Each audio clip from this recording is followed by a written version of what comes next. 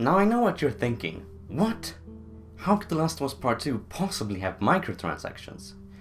Hey everyone, my name is the iPad Cat, and, well, what if I told you that The Last of Us Part 1 was absolutely riddled with microtransactions? Of course, you already know this if you've played The Last of Us as multiplayer.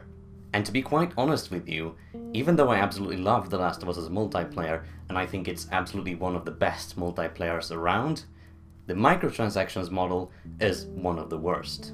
Not only did you have to pay for the new maps once they came out, no, you had to pay for all the weapons too, and that would have been alright if those would have been integrated into the weapon balance system already existing. But that didn't happen, did it? No, instead we got these atrocities. Which practically broke the entire in-game balance of the weapons.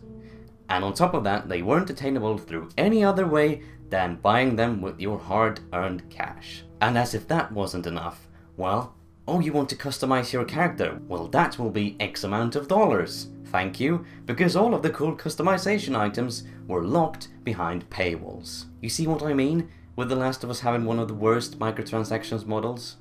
But oh well, at least it wasn't loot boxes. Will The Last of Us Part 2 have microtransactions? Undoubtedly. It's the implementation that's still a question mark here though. Naughty Dog in the past has had the season pass models that we are also used to that many game companies have. I'm pretty sure The Last of Us definitely had it. I'm pretty sure Uncharted, the previous Uncharted games had it. They would first release the game and then they would release the paid weapons, the paid cosmetics and the paid maps, and so on and so forth. But the reason I'm uncertain about the implementation of the microtransactions in The Last of Us Part 2 is Uncharted 4. Because nothing the Naughty Gods has done before with microtransactions has translated into Uncharted 4. To be fair though, it probably wasn't Naughty Dog, it probably was Sony that had that responsibility. But anyways, Uncharted 4 decided to ditch the Season Pass model and decided to give away all the new weapons, all the new maps, everything for free. And they didn't even have a story DLC like pretty much all the Naughty Dog games has had before that. That was turned into its entire own game instead. And instead of taking your money for the new weapons and stuff, they decided to do loot boxes. Yes, loot boxes. Everybody's favorite. But it wasn't that bad, at least when I played it.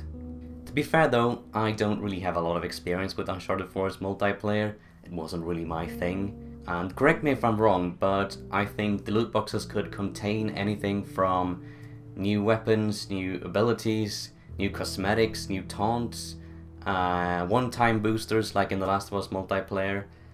But you could all get this through gameplay anyways. You didn't have to pay for it. You could pay for these like Uncharted points, which I guess is like COD points in Call of Duty. But it didn't break the game the same way like the loot boxes in Battlefront 2 did, for example.